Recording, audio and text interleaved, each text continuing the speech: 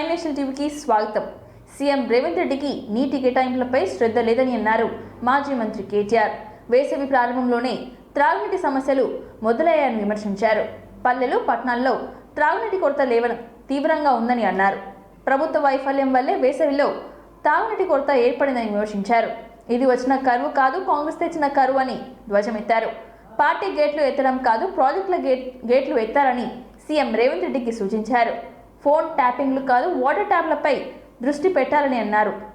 తెలంగాణ ప్రాజెక్టులో నీళ్లు ఉపయోగించుకునే తెలివి ప్రభుత్వానికి లేదని అన్నారు కేటీఆర్. హైదరాబాద్లో గత 10 ఏళ్లుగా మంచినీటి సమస్య లేదని, ఇప్పుడు మహిళలు బిందెలతో రోడ్డున పడ్డారని విమర్శించారు. ఈ రకమైన దుస్థితి హైదరాబాద్లో ఉన్నది. ఇది మేం చెప్పడం కాదు, మీరే పత్రికల్లో మీరే రాస్తా ఉన్నారు.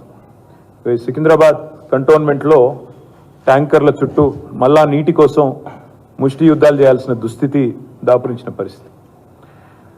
ట్యాంకర్ కోసం ఇవాళ జలమండలి చుట్టూ, కార్యాలయం చుట్టూ తిరగడమే కాకుండా మరి పెద్ద ఎత్తున పోరాటాలు చేయాల్సిన పరిస్థితి. దీనికి ఎన్నో ఉదాహరణలు, ఒకటి కాదు రెండు కాదు. ఇది ఈనాడు అనే పత్రిక రాసిన వార్త. సన్నని దార సాలని సరఫరా, అంటే వస్తే కూడా నీళ్లు సరిగా రావట్లేదు, ప్రెషర్ లేదు అని మీరే రాసిన వార్త. ఇది కూడా ఈనాడు రాసిన వార్త. గుక్కేడు నీటి కోసం 40 అడుగుల లోతున సాహసం. ఇది ఈనాడు రాసిన వార్త. మిషన్ భగీరథలో కీలకమైన దిగువ మానేరులో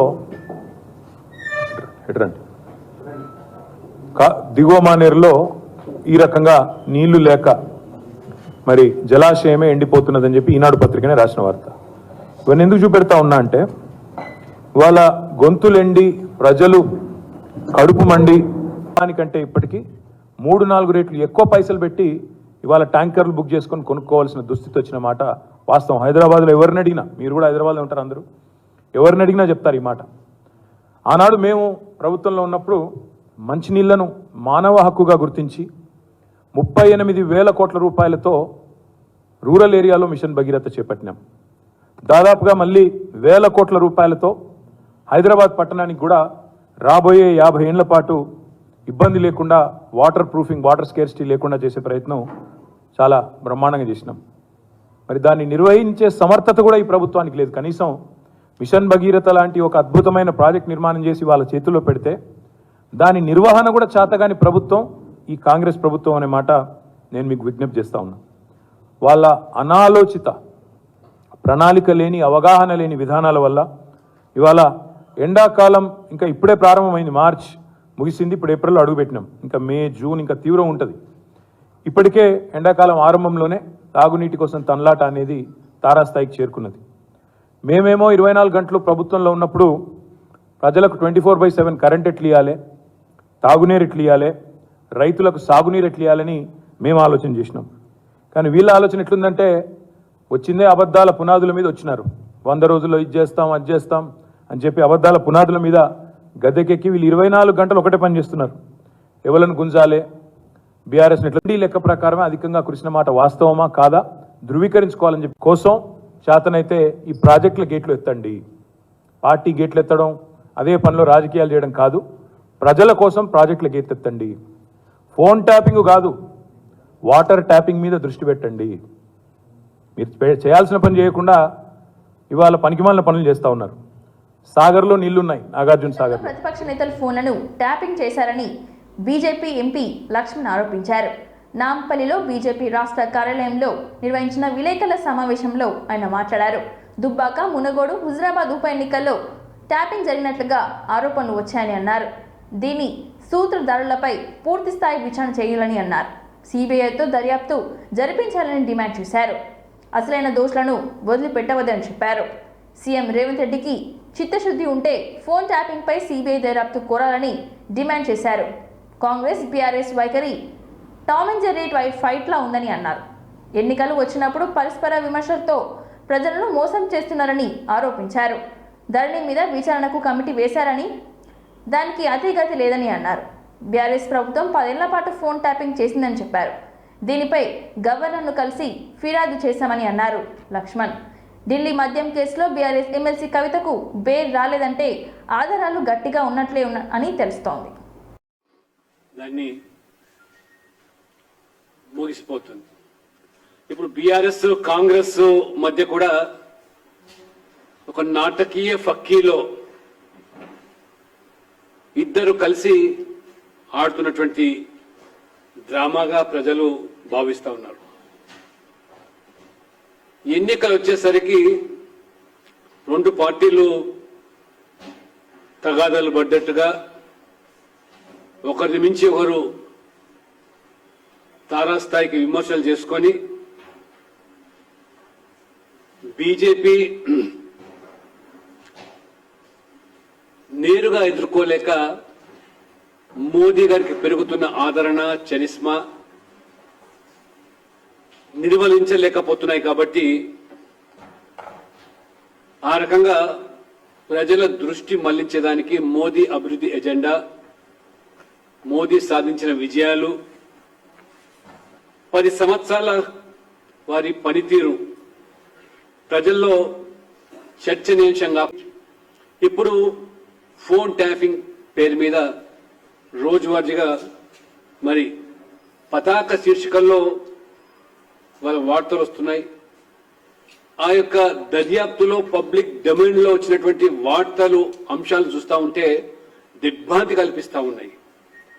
మరి అటువంటి గంభీరమైన సమస్యను, సూత్రధారులను ఎవరిని కూడా మరి అందులో పరిగణలోకి తీసుకోకుండా కేవలం మరి అసలు దోషులను తప్పించడానికి కాంగ్రెస్ ప్రభుత్వం, రేవంత్ రెడ్డి ప్రభుత్వం మసిబూసి మారడిగాయ చేస్తున్నట్టుగా ఇవాళ భావిస్తా ఉన్నాం. ఎందుకంటే ప్రభుత్వం 2014 బీఆర్ఎస్ ప్రభుత్వము, టీఆర్ఎస్ ఆనాడు కేసీఆర్ యొక్క హయాంలోనే మరి మొదలైనటువంటి ఈ యొక్క ట్యాపింగ్ అనేది 2023 వరకు, అంటే 2014 నుంచి 23 వరకు, అంటే దాదాపు 10 సంవత్సరాలు ప్రభుత్వ హయాంలో ఆ యొక్క అంశాలు ఏవైతే తెర మీదకి వస్తూ ఉన్నాయో, ఆ యొక్క పబ్లిక్ డొమైన్లోకి వస్తూ ఉన్నాయో, మరి ఇవాళ ఆ అంశాలు చూస్తూ ఉంటే ఎంత హాని మరి కలిగించిందో ఇవాళ స్పష్టమవుతా ఉన్నది. 2018 అసెంబ్లీ ఈ రకంగా ప్రతిపక్ష పార్టీల నాయకుల చూస్తూ ఉంటే మొత్తం అసలు ప్రజాస్వామ్యం తెలంగాణలో ఏ రకంగా ఒక రాచరిక వ్యవస్థకు తెరలేపారో ఇది అర్థం పడుతూ ఉన్నది. కాబట్టి అంతేకాకుండా అధికార పార్టీల అభ్యర్థులకు ఆ ఎన్నికల సందర్భంలో డబ్బులు సరఫరా చేసినట్టుగా పోలీసు వాహనాల్లో మరి ఈ రకంగా ఎన్నికల కమిషన్ యొక్క యంత్రాంగాన్ని కూడా వారికి ఏ రకంగా మోసం చేసి ఈ తతంగా నడిపించారో ఇవన్నీ చూస్తూ ఉంటే మరి ఇంత తీవ్రమైనటువంటి సమస్యను తేలికగా కేవలం రాజకీయపరమైనటువంటి ఆరోపణలతో సరిపెట్టడము, కొంతమంది పాత్రదారులకే పరిమితం చేయడం చూస్తూ ఉంటే మరి నిజంగా ప్రజలు అర్థం చేసుకోగలుగుతారు. రేవంత్ రెడ్డి గారికి నిజంగా ఏమాత్రం కూడా చిత్రశుద్ధి ఉన్నట్టయితే మరి ఈరోజు మరి దానికి సూత్రధారులైనటువంటి వాళ్ళ మీద చర్యలు తీసుకోవాలి, పూర్తి స్థాయి దర్యాప్తు జరగాలి. ఇది ఎందుకంటే దేశ భద్రతకు సంబంధించినటువంటి అంశాన్ని వాళ్ళ చేతుల్లోకి తీసుకొని ఈ రకమైనటువంటి వ్యవహారానికి పాల్పడ్డప్పుడు ఖచ్చితంగా ఇది సిబిఐ ద్వారా దర్యాప్తు జరగాల్సిన అవసరం ఉంది. ఏమాత్రం కూడా రేవంత్ రెడ్డి గారికి మీకు చిత్తశుద్ధి ఉన్నట్టయితే అసలు సూత్రధారులను, ఎందుకంటే మరొక అధికారి మరి ఆనాడు టెలిఫోన్ సంభాషణలో బీఆర్ఎస్ సుప్రీమే ఆదేశాల మేరకు చేశాము. ప్రభుత్వం సీఎం రేవంత్ రెడ్డికి బహిరంగ లేఖ రాశారు. 2 లక్షల రుణమాఫీ ఎప్పుడు చేస్తారని ప్రశ్నించారు. డిసెంబర్ 9న రుణమాఫీ చేస్తామని మేనిఫెస్టోలో చెప్పారని గుర్తు చేశారు. అధికారంలోకి వచ్చిన 4 నెలలైనా ఒక్క రైతుకు కూడా రుణమాఫీ కాలేదని అన్నారు హరీష్ రావు. సీఎం రేవంత్ రెడ్డి మాటలు నమ్మి రైతులు 1,00,000 మంది రైతులు బ్యాంకులలో అప్పులు తీసుకున్నారని చెప్పారు. రుణమాఫీ కావడంతో బ్యాంకులు రైతులకు నోటీసులు ఇస్తూ రైతులపై ఒత్తిడికి తెస్తున్నాయని విమర్శించారు హరీష్ రావు. ఉమ్మడి వరంగల్, మెదక్ జిల్లాలో వందలాది మంది రైతులకు బ్యాంక్ నోటీసులు అందాయని, దీంతో రైతులు తీవ్రంగా ఆందోళన చెందుతున్నారని తెలిపారు. వడ్డీలు పెరగడంతో రైతులు ఆర్థిక భారం పెరుగుతుందని ధ్వజమెత్తారు. కార్యక్రమం అందిందా అని నేను అడుగుతా ఉన్నా. విద్యార్థులకు మోసం, నిరుద్యోగ యువతకు మోసం, మహిళలకు మోసం, రైతులకు మోసం, నిరుపేదలకు మోసం. ఎవరిని విరుద్ధరించండి? సమాజంలో ముఖ్యమైన వాళ్ళు నలుగురే. ఒకటి మహిళలు, 2 రైతులు, 3 పేదలు, 4 విద్యార్థులు, యువత. నలుగురికి మోసం చేసింది కదా కాంగ్రెస్. రైతులకు ఏం చెప్పింది మీరు ఎలక్షన్ మేనిఫెస్టోలో? 2 లక్షల రుణమాఫీ అన్నారు, వడ్లకు 500 బోనస్ అన్నారు, కౌలు రైతులకు 15,000 అన్నారు, వ్యవసాయ కూలీలకు 12,000 అన్నారు, రైతులకు 24 గంటల నాణ్యమైన కరెంట్ అన్నారు. ఒక్కటన్న రైతులకు కాంగ్రెస్ పార్టీ అమలు చేసిందా? ఇచ్చిన ఏ ఒక్క హామీ అమలు చేయకుండా ఈ తెలంగాణ రైతుల ఓటరిగే హక్కు కాంగ్రెస్ పార్టీకి ఎక్కడిది అని నేను అడుగుతా ఉన్నా. మహిళలకు ఇస్తామన్న 2,500 ఇవ్వకుండా ఇలా మహిళల్ని మోసం చేసిన మీకు మహిళల ఓటు అడిగే హక్కు ఎక్కడిది? నిరుద్యోగ యువతకు, విద్యార్థులకు విద్యా వికాస పథకం అందలేదు, నిరుద్యోగ వృత్తి అందకుండా యువతను కూడా మీరు మోసం చేసినారు. పోనీ పేదల కన్నా ఏం చేసిందా? పేదలకు ముఖ్యంగా ఆసరా పెన్షన్ అందుకునే 42,80,000 మంది పేదలను కూడా మోసం చేసినటువంటి ఇవాళ చరిత్ర కాంగ్రెస్ పార్టీ. యువతరాన్ని ప్రోత్సహించాలనే ఉద్దేశంతో గడ్డం వంశీకి కాంగ్రెస్ అధిష్టానం టికెట్ ఇచ్చిందని అన్నారు మంత్రి శ్రీధర్ బాబు. పెద్దపల్లి లోక్సభ ఇన్ఛార్జిగా ఉన్న శ్రీధర్ బాబు ఇవాళ గడ్డం వంశీకి మద్దతుగా పెద్దపల్లి సెగ్మెంట్ పరిధిలోని చెన్నూరులో MLA Vivek Venkataswamy, Bellampalli MLA Vinod, Ramagundam MLA Raj Thakur, Peddapalli MLA Vijaya Ramana Rao, Dharmapuri MLA Laxman, Mancherial MLA Prem Sagar రావులతో ప్రెస్ మీట్ నిర్వహించారు. ఈ సందర్భంగా మాట్లాడిన శ్రీధర్ బాబు వంశీకృష్ణకు ఏఐసీసీ పూర్తి సపోర్ట్ ఉంటుందని అన్నారు. కాక వెంకటస్వామి మనవడిగా గడ్డం వంశీకి గుర్తింపు ఉందని, తన ట్రస్ట్ ద్వారా వంశీ అనేక సేవా కార్యక్రమాలు చేస్తున్నారని తెలిపారు. ప్రజాసేవ చేయాలనే లక్ష్యంతో వంశీకృష్ణ రాజకీయాల్లోకి వస్తున్నారని తెలిపారు. వంశీకృష్ణను గెలిపించడానికి తామంతా కలిసికట్టుగా పనిచేస్తామని అన్నారు. వంశీకృష్ణను ప్రజలంతా ఆశీర్వదించి గెలిపించాలని కోరారు. బీజేపీ వారు దీనిపైన ఎందుకు చర్య తీసుకోవటం లేదో ఈ రాష్ట్ర ప్రజలకు తెలియజేయండి. అంటే మీరు బీజేపీ, టీఆర్ఎస్ ఇద్దరు కలుసుకొని చేసిన ఈ డ్రామాని ఏ విధంగా పక్కదారి పట్టియాలని మళ్ళొక్క మారు టీఆర్ఎస్కి సాకారం చేసే ఒక ప్రయత్నం చేస్తున్నట్టు కనబడతా ఉంది. ఈ రాష్ట్ర ప్రభుత్వం చేయాల్సిన చర్య, పని స్పష్టంగా మా ఎవ్వరి ప్రమేయం లేకుండా అధికారులు చట్టాన్ని ఉపయోగించుకొని దీని పరంగా విచారణ జరుపుతా ఉన్నారు. మీకు చిత్తశుద్ధి ఉంటే కేంద్ర ప్రభుత్వం ఆధీనంలో ఉన్న మీ చేతిలో ఉన్న అధికారాలను ఉపయోగించుకొని ఎందుకు చేయటం లేదు మీరు చెప్పండి. ముందు ఇంతకుముందు పెద్దలు శ్రీనివాసరెడ్డి గారు చెప్పినట్టు నీటికి సంబంధించిన అంశం విషయంలో వారు స్పష్టంగా చెప్పాను. 3 మెంబర్ నిపుణుల కమిటీకి సంబంధించి రాబోయే కాలంలో వర్షాపాతం తక్కువ కావటం వల్ల ఇబ్బంది జరగబోయే ప్రమాదం ఉందని మేము కాదు, అప్పుడు ప్రభుత్వంలో ఉంది వారు. ఇంతపూర్వకం కూడా చెప్పినాం. ఆగస్టు సెప్టెంబర్ మాసంలో వర్షాలు పడలేదు, టీఆర్ఎస్ పార్టీ ప్రభుత్వం ఉంది. మేము ఎప్పుడైనా ప్రకృతి వైపరీత్యాన్ని ఉపయోగించుకొని మాకు నవంబర్లో జరిగే ఎన్నికల్లో లాభం జరుగుతుందని, వర్షాలు ఎందుకు పడలేదు మీ ప్రభుత్వంలో అని వర్ణదేవుడిని ఏమన్నా వద్దని చెప్పినవా, అడిగినవా? ఎప్పుడైనా దానిపైన జంతువులకు కూడా ఉంటుంది. మనుషులకు ఆకలిస్తే దొంగతనం చేస్తారు, అదే ఏనుగులకు ఆకలిస్తే ఆహారం దొరకకపోతే ఏం చేస్తుందనే దానికి ఈ సమాధానం. సోషల్ మీడియాలో వైరల్ అవుతున్న ఈ వీడియో ఇప్పుడు నెటిజన్లను విపరీతంగా ఆకర్షిస్తోంది. పూర్తి వివరాల్లోకి వెళ్తే కేరళ రాష్ట్రం కర్ణాటక సరిహద్దుల్లో అటవీ ప్రాంతం అది. దట్టమైన అడవిలో మధ్య ఫుడ్ కార్పొరేషన్ ఆఫ్ ఇండియా గోదాం ఉంది.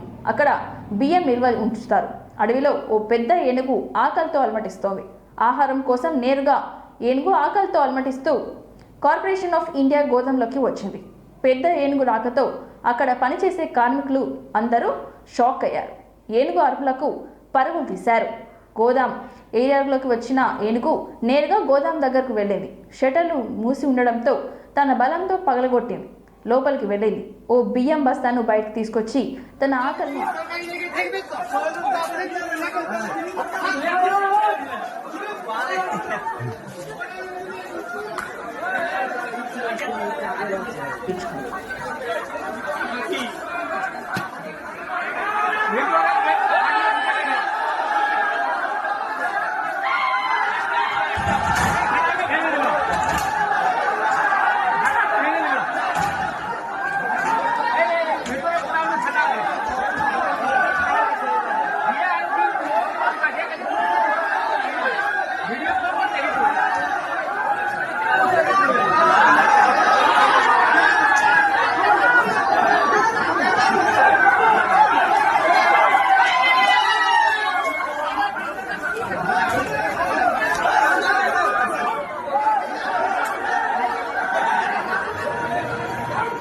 భారీ భూకంపం చోటు చేసుకుంది.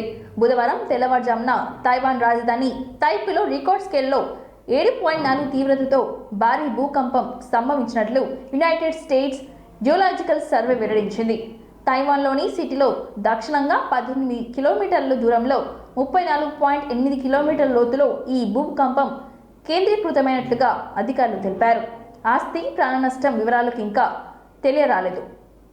భూకంపానికి ఓ బిల్డింగ్ ప్రమాదకర స్థాయిలో కుంగిపోయింది. ఈ వీడియో ప్రస్తుతం సోషల్ మీడియాలో వైరల్గా మారింది.